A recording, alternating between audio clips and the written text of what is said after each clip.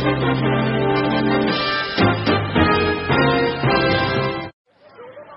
and welcome to your own show, We the People. Every week we discuss about the important issues of the country. This week, let us discuss about the most hot and emerging issue, and that's inflation. India's 2008 Economic Survey report targeted a drop in India's inflation rate. But with food, oil and commodity price rises worldwide, the opposite is happening. Let us discuss with the people over here what problems are they facing because of the rising prices. Your name? Pratna. So Pratna, what problems are you facing because of the commodity price rises?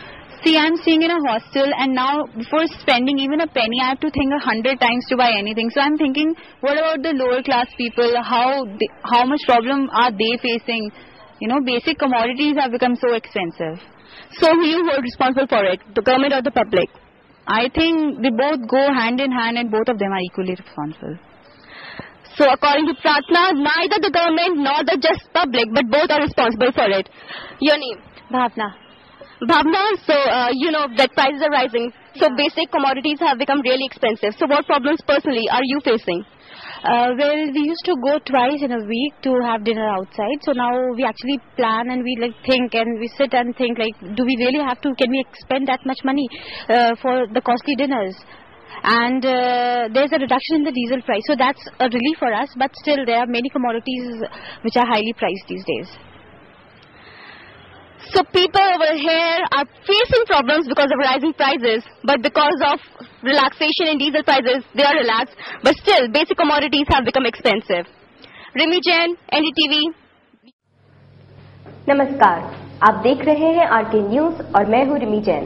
सबसे पहले एक नजर डालते हैं आज की सुर्खियों पर।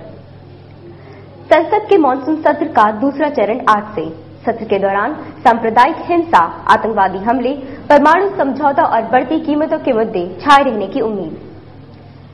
जेट एयरवेज से निकाले गए सभी 1900 कर्मचारियों को बहाल करने की घोषणा। अमेरिकी शेयर बाजार में उछाल, लेकिन एशियाई बाजारों में संकट जारी। तेल कीमतें 15 महीनों में सबसे कम स्तर पर। और भारत और ऑस्ट्रेलिया के बीच दूसरा टेस्ट मैच आज से। मोहाली में घायल कुंबले का खेलना संदिग्ध। अब खबरें विस्तार से।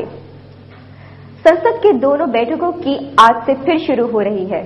समझौते को लेकर जहां सत्ता पक्ष आत्मविश्वास से भरा है, वहीं दूसरी ओर विपक्ष सांप्रदायिक हिंसा, आतंकवादी हमलों और मूल्य वृद्धि के मुद्दों पर सरकार को घेरने की घोषणा करेगा। संसदीय कार्य मंत्री वायला रवि ने नई दिल्ली में कहा कि सरकार इन सभी मुद्दों पर व्यापक चर्चा के लिए तैयार है। जेट एयरवेज के अध्यक्ष नरेश गोयल ने कंपनी से निकाले गए 1900 कर्मचारियों को वापस लेने की घोषणा की।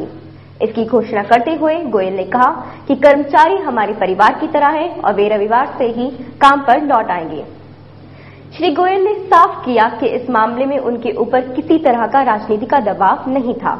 उन्होंने यह भी कहा कि इस मामले को लेकर एयरवेज और किंगफिशर के साथ हुए गठजोड़ से कोई लेना देना नहीं है।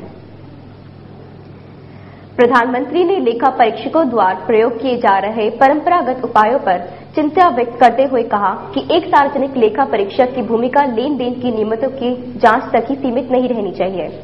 प्रधानमंत्री डॉक्टर मनमोहन सिंह राजधानी में 24वें महालेखाकार के आम सम्मेलन के समापन समारोह को संबोधित कर रहे थे। आज की खबरों में बस इतना ही। ताजा खबरों के लिए बने रहे आरके न्यूज के साथ। नमस्कार।